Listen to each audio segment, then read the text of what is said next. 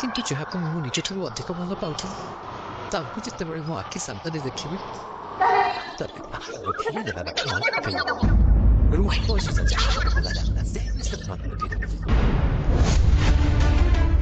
ଆଉ ତାପରେ ଦେଖିବି ତୋ ମନରେ ସେମାନଙ୍କ ପ୍ରତି ଥିବା ଭଲ ପାଇବା କେମିତି ଘୃଣାରେ ବଦଳିଯିବ ତୋ ମନ ଓ ମସ୍ତିଷ୍କ କଠିନ ହେଇଯିବ।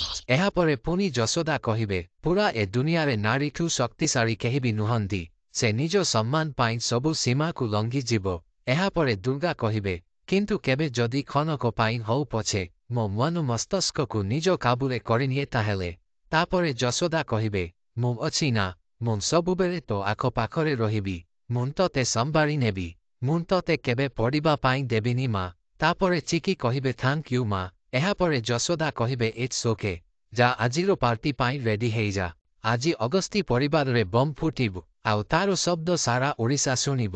ଦୁର୍ଗା ରାନର ସକ୍ସେସକୁ ନେଇ ଯୋଉ ତାଙ୍କ ଘରେ ପାର୍ଟି ହଉଛି ସେ ପାର୍ଟିର ଆରମ୍ଭ ତ ସକ୍ସେସରୁ ହବ ହେଲେ ଶେଷ ହବ ସର୍ବନାଶରେ।